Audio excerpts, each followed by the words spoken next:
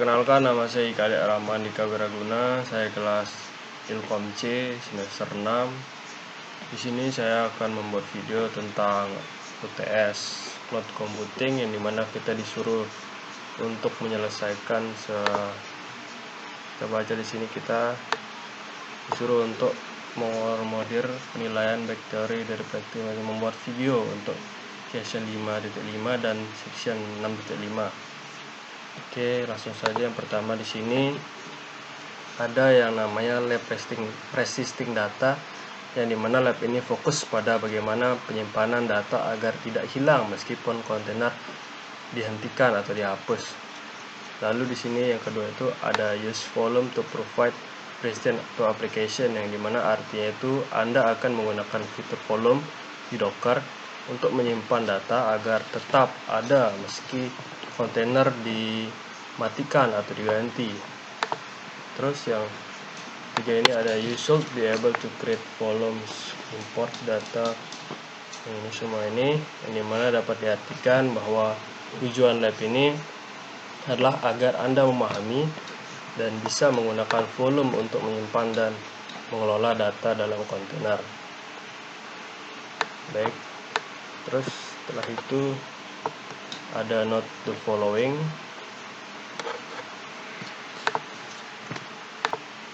Lalu ada di sini note the following, yang dimana dapat diartikan hal-hal berikut. Ini yang pertama itu the backend container use the following information, yang dimana ini berarti konfigurasi digunakan oleh kontainer backend. Lalu di sini kedua itu ada the front end container use the following information, yang dimana ini menjelaskan tentang backend menggunakan nilai default untuk pengguna atau kata sandi dan database dari kesederhanaan. Langsung yang ketiga itu ada the application can become responsive after you stop individual containers. If this happen, stop all the container and start the container in order to database backend and front end. Di sini dapat diartikan sebagai backend ini menggunakan nama kontainer database untuk mengetahui alamat IP database. Jangan mengubah nama kontainer database. Lalu yang selanjutnya ini ada yang ketiga itu ada application can be become responsive. Sampai sini yang dimana dapat diartikan urutan itu menjalankan kontainer sangat penting karena bergantung jalankan dari yang paling dasar atau database ke yang paling atas atau front end. Bisa ada ask the user on the machine use the command to prepare system this exercise, dimana dapat diartikan sebagai pengguna student di machine workstation, dan dapat digunakan perintah lab untuk menyiapkan sistem Anda untuk latihan ini. Lalu kita akan kita akan melakukan lab dengan perintah lab start testing lab ini. Langsung kita copy di workstation kita. Jangan lupa kita aktifkan dulu enable host space-nya agar bisa terbaca oleh sistem. Langsung kita Ctrl V saja. Nah, di sini sedang memuat lab. Lalu teks 2 kita disuruh buat menyelesaikan tes-tes ini. Yang pertama kita itu disuruh membuat PostgreSQL volume, yang dimana volume ini diberi nama PostgreSQL. Lalu untuk menyelesaikan ini kita akan menambah halaman baru dari terminal ini. Lalu yang kedua itu di sini ada perintah the volume contains of file. Nah, sini maksudnya itu adalah volume tersebut harus berisi dari file do188 labs persisting lab postgre gz. Habis itu di poin 1.1 di sini kita disuruh membuat volume dengan perintah command volume create postgre-vol. Oke, kita langsung demokan saja. Sini ini kita sudah mengaktifkan host space-nya, jadi kita langsung bisa Ctrl V saja. Oke, kita sudah masuk ke PostgreSQL. Langsung kita menuju poin 1.2 yang dimana berisi import the file the volume, yang dapat diartikan sebagai langkah ini akan menyalin isi file arsip ke dalam volume Postgre vol sehingga volume langsung berisi data yang dibutuhkan oleh database. Oke, di sini langsung kita copy aja dari sini sampai sini. Karena ini dia lebih dari satu baris, maka kita menggunakan open text dialog. Oke, langsung kita send saja.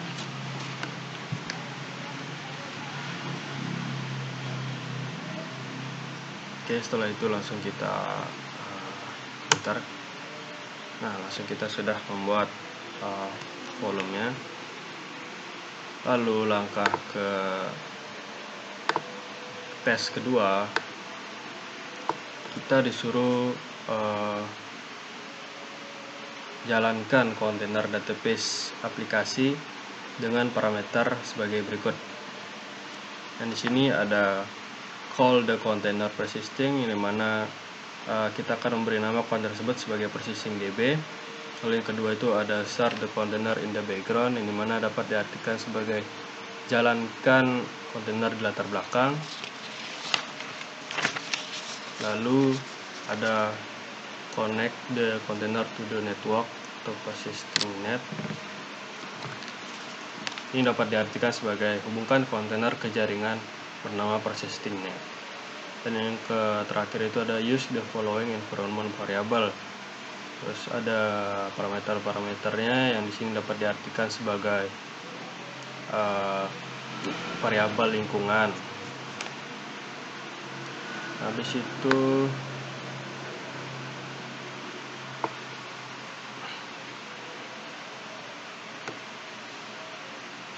kita ke tampilkan solusi, yang di sini ada parameter yang berisi create the network persisting net, yang dimana dapat diartikan sebagai kita diperlukan agar kontainer database dan kontainer lain bisa saling terhubung.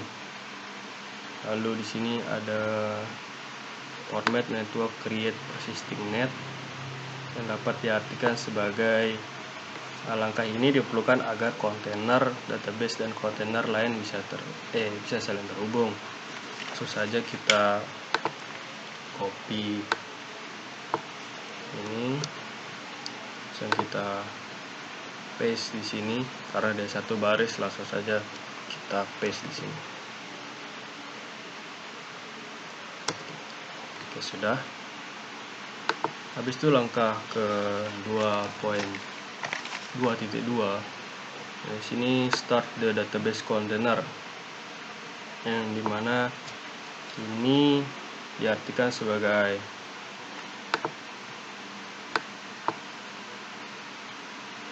kita akan menyalakan database container dengan perintah podman run -name persisting db dan semacamnya. Ini sampai sini dapat diartikan sebagai perintah ini akan menyalakan kontainer database dengan semua konfigurasi yang sudah dijelaskan. Jika berhasil, ID kontainer akan ditampilkan. Oke, kita copy sampai sini, lalu kita paste di session kita. Karena itu lebih dari satu baris, kita akan menggunakan open text dialog. Ke sini, langsung kita send di sini.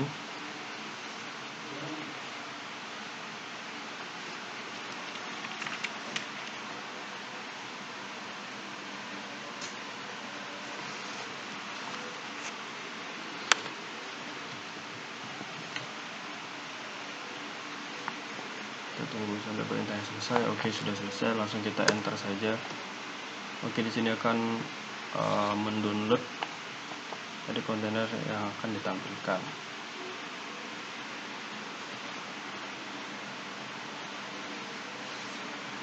Oke, sudah selesai. Langsung kita kembali lagi, kita sembunyikan dulu. Lalu yang ketiga itu ada start the backend with his following parameters, yang dimana dapat diartikan sebagai jalankan kontainer backend dengan parameter seperti di bawah ini. Dimana call the container ini kita disuruh beri nama kontainer ini dengan nama persisting backend. Lalu yang kedua itu ada start the container in the background, yang dapat diartikan sebagai kita itu bisa menyalakan kontainer itu di latar belakang nanti. Terus use the environment variable db host persisting db, ini dapat diartikan nanti kita bisa menggunakan variabel lingkungan db underscore host minus persisting minus db.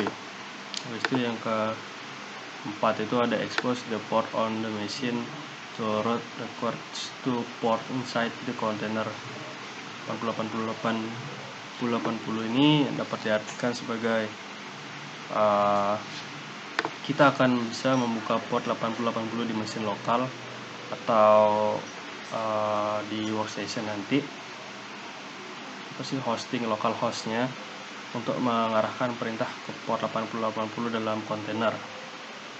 Habis itu yang kelima ada connect the container to the network persisting net, yang dimana dapat diartikan sebagai kita akan menghubungkan kontainer ke jaringan persisting net nanti. Lalu di sini ada use the image registry oc4.example.com 8443 garing red hat training garing podman garing shortener backend. Oke, di sini yang dapat diartikan sebagai kita akan menggunakan image registry ocp4.example.com dengan port 8443 garing red hat training garing podman URL shortener atau backend. Nah, di sini ada perintah podman run -name persisting backend -d -e db underscore host sama dengan persisting -db -p dengan port 8080 -net persisting net registry .0 cp4 net example net.com dengan port 88443 garing head training garing podman your shortener minus backend, yang dimana dapat diartikan sebagai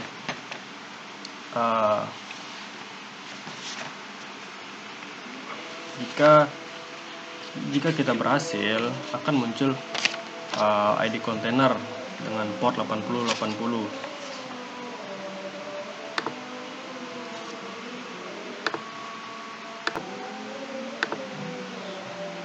Kita lanjutkan, yang ini dapat diartikan sebagai jika kita berhasil menyalurkan perintah ini, kita akan mendapatkan ID kontainer dengan port 8080 yang sedang aktif dan siap menerima permintaan dari front end.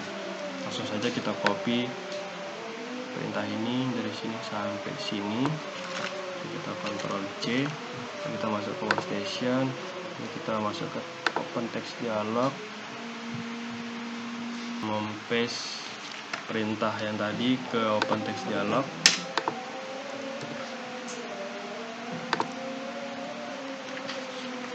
Kita tunggu sampai prosesnya selesai.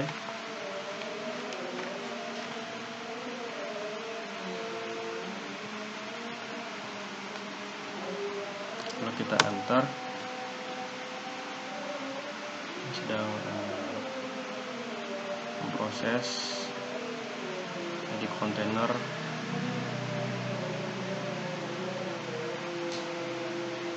Di sini sudah sebentar.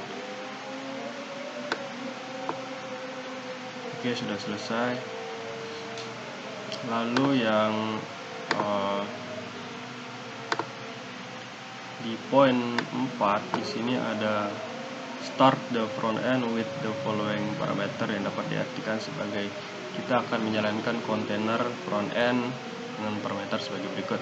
Pertama itu ada call the container persisting frontend yang dapat diartikan sebagai kita akan memberi nama kontainer ini dengan nama persisting frontend. Lalu yang kedua itu ada start the container in the background. Kita akan menyalakan kontainer ini dalam latar belakang nanti. Lalu yang ketiga itu ada connect the container to the network persisting net, ini dimana dapat diartikan itu sebagai kita akan menghubungkan kontainer ke jaringan persisting net. Lalu ada expose the port on the machine to route request to port inside the container. 30.8080 ini dapat diartikan sebagai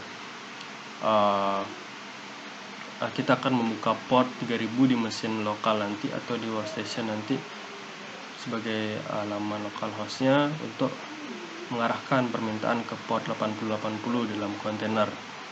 Lalu di sini ada use the image registry oc4 example.com 8443 training podman -shortener -frontend, yang dimana dapat diartikan di sini kita akan menggunakan image registry. Kita akan menggunakan image registry ini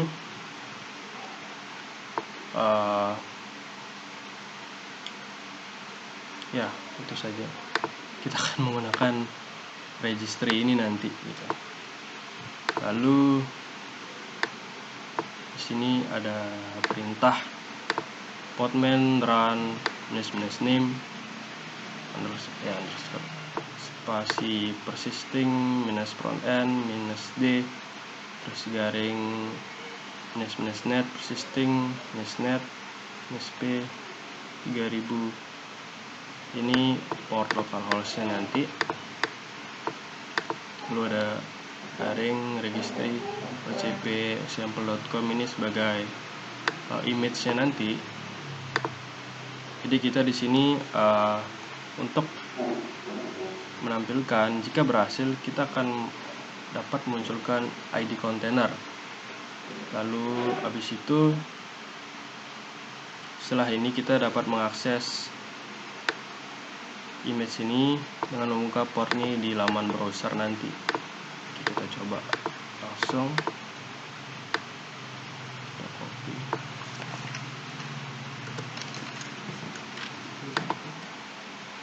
Oh, di sini error.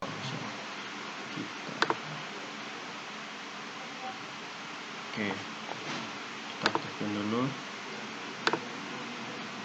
Itu karena lebih dari satu baris, maka kita pakai open text dialog, langsung kita send.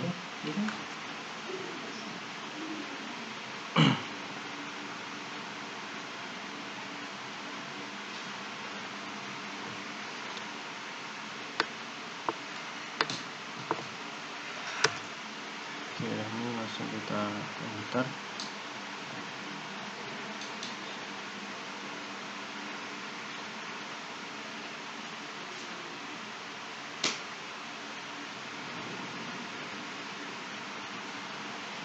Oke, sudah. Setelah itu di poin kelima kita disuruh mencoba aplikasi yang sudah kita buat tadi, dimana dengan di poin 5.1 ini yang mana berisi in web browser verify the functionality of the application TCP localhost 3000 dengan port 3000 maksudnya.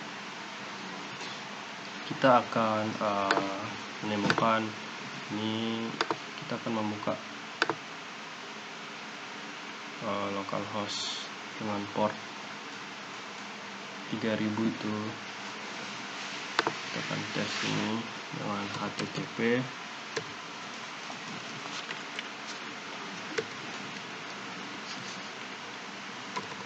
localhost 3000. Nah, di sini sudah terbuka. Di sini link short and app-nya sudah berhasil berarti.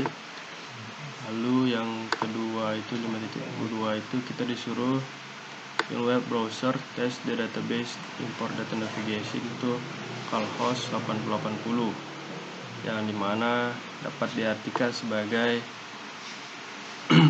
kita akan menguji apakah data dari database kita tadi itu berhasil diimport dengan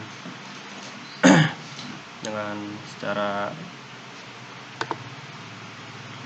udah terimport gitu maksudnya. Lalu kita akan membuka laman web browser yang disuruh ini.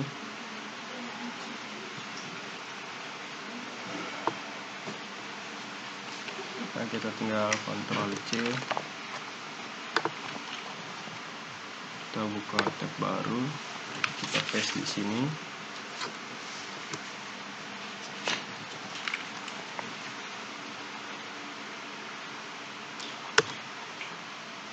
Nah, di sini sudah muncul data import has been successful, yang dimana kita berhasil untuk mengimport database.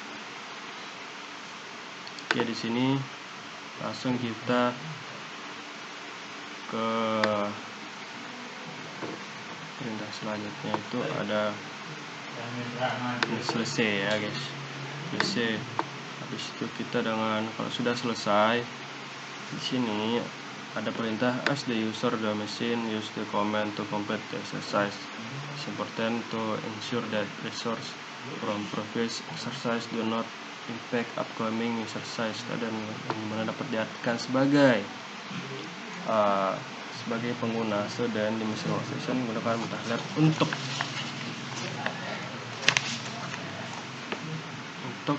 kontainer request berhasil meneruskan routing memulai tersebut backend sesuai.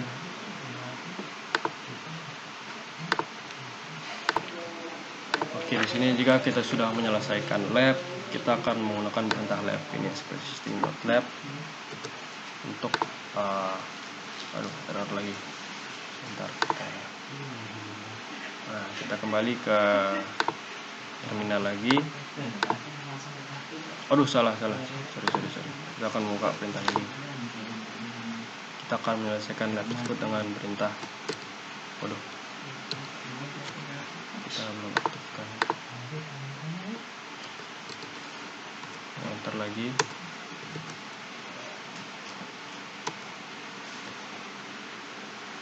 Sebentar. Kita akan membuat tab baru untuk menyelesaikan lab agar tidak terkontaminasi oleh lab lain nanti. Oke, sini sudah sukses. Lalu kita akan melihat di sini apakah sudah selesai semuanya tes yang sudah kita kerjakan. Oke, di sini sudah muncul terangan you have success complete the exercise. Sini kita akan tekan Y untuk menyelesaikan tesnya ya guys ya. Oke, sudah selesai. Itu saja di pertemuan 5.5 ini dari saya. Terima kasih.